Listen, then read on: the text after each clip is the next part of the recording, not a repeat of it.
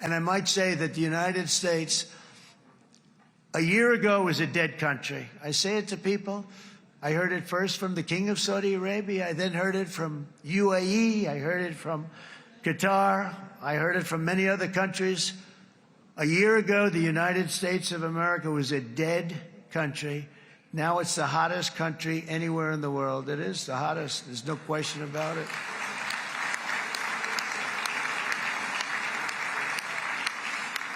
In fact, if you go back a year ago, before the election, although once we had November 5th, we became hot because people got it. I would say November 5th was a time that we became really hot. But once you go back a couple of years, if I were in charge and the country was doing what they, nobody was going to ask me to speak. Nobody asked Joe Biden to come up and speak, I guarantee you that. And if they did, he would have turned them down, I promise you. He didn't speak. He didn't speak, and he didn't speak well. But all of the countries in the Middle East, it could have, what we're doing now, it could have happened a long time ago, but it was strangled and set back almost irretrievably by the administrations of Barack Obama and then Joe Biden. It was, there was a hatred toward Israel. There was an absolute hatred. The setbacks really started when President Obama signed the Iran nuclear deal.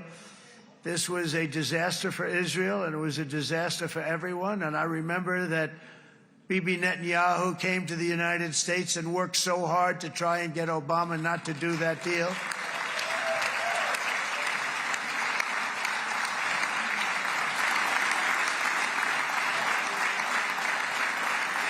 He worked so hard.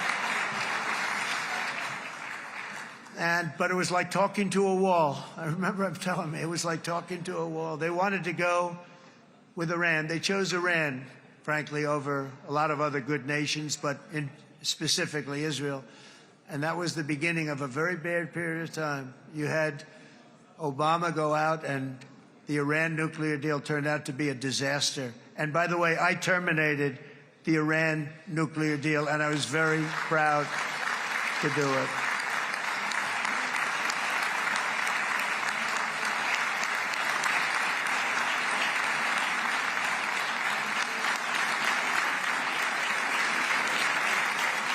Yet even to Iran, whose regime has inflicted so much death on the Middle East, the hand of friendship and cooperation is open. I'm telling you, they want to make a deal.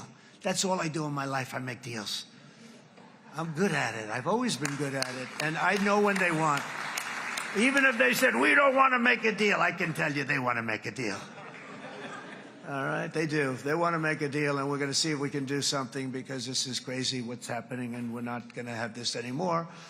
Neither the United States nor Israel bear the people of Iran any hostility. We merely want to live in peace. We don't want any looming threats over our heads, and we don't want to even think in terms of nuclear destruction. It's not going to happen, never will happen.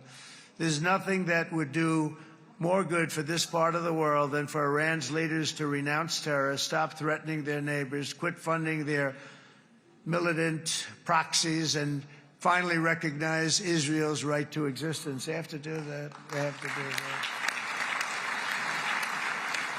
that. And to Iran, and as you know, this is not said out of weakness. There's no weakness. But I'm going to say this, that we are ready when you are, and it will be the best decision that Iran has ever made. And it's going to happen. It's going to happen. And they're good people. I know a lot of Iranians in the United States. They're good people, smart, hardworking people. They don't want to see what's happened to their country. The story of fierce Israeli resolve and triumph since October 7th should be proof to the entire world that those who seek to destroy this nation are doomed to bitter failure. The state of Israel is strong, and it will live and thrive forever.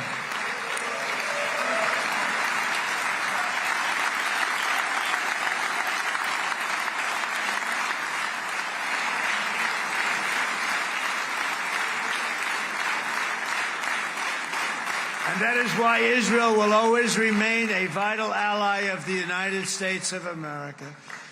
Israelis share our values, field one of the world's most powerful militaries. You really do. You have an amazing, what a job What a job you've done.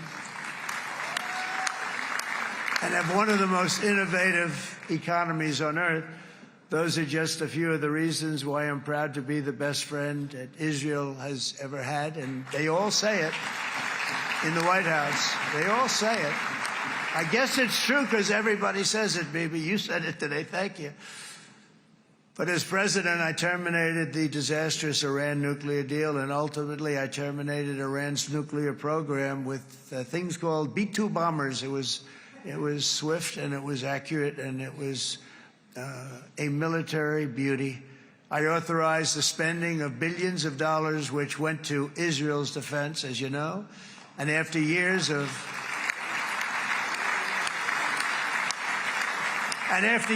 broken promises from many other American presidents, you know that, they kept promising. I never understood it until I got there. There was a lot of pressure put on these presidents. It was put on me too, but I didn't yield to the pressure. But every president for decades said, we're going to do it. The difference is I kept my promise and officially recognized the capital of Israel and moved the American embassy to Jerusalem.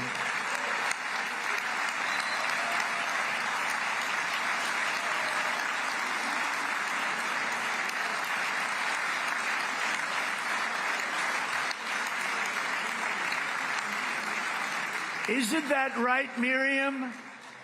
Look at Miriam. She's back there. Stand up, Miriam. Stand up.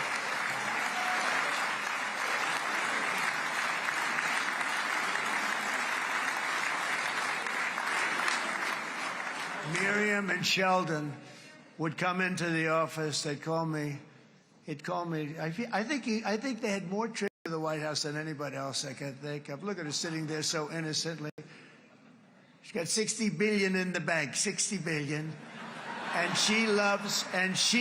think she's saying no more. And she loves Israel, but she loves it, and they would come in, and her husband was a very aggressive man, but I loved him. He was a very aggressive, very supportive of me. And he'd call up, can I come over and see you? I say, Sheldon, I'm the president of the United States. It doesn't work that way. He'd come in, we would do.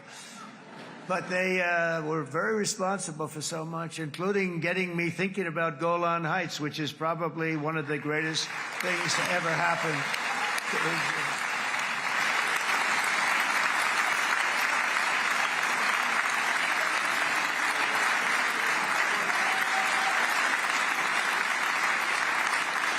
Miriam, stand up, please.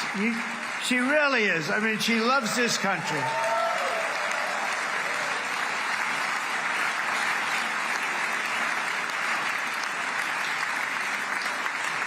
She loves this country. Her and her husband are so incredible. We miss him so dearly. But I actually asked her, I'm going to get her in trouble with this, but I actually asked her once, I said, so Miriam, I know you love Israel.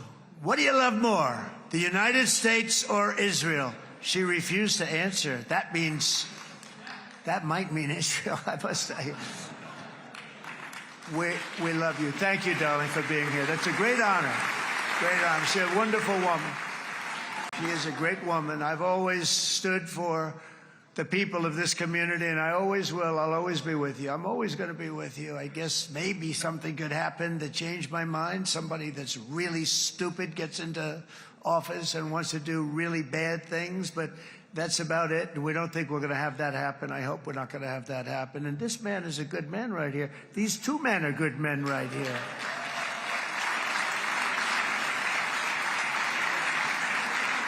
Hey, I have an idea. Mr. President, why don't you give him a pardon? Give him a pardon. Come on.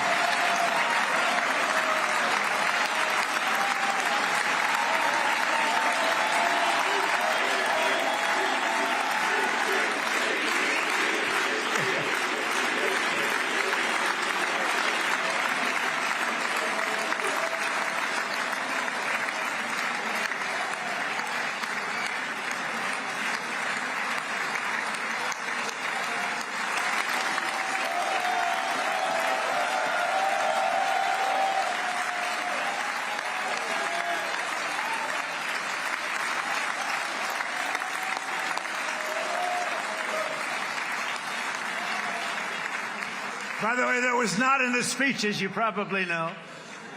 But I happen to like this gentleman right over here, and it just seems to make so much sense. You know, whether we like it or not, this has been one of the greatest wartime presidents. This has been one of the greatest wartime presidents.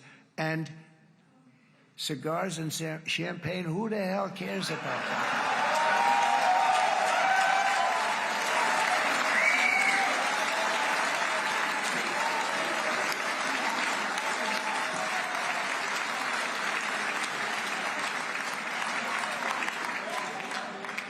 All right, enough controversy for the day, right? Actually, I don't think it's very controversial. So, you know, I mean, I see so popular. You are a very popular man. You know why? Because you know how to win.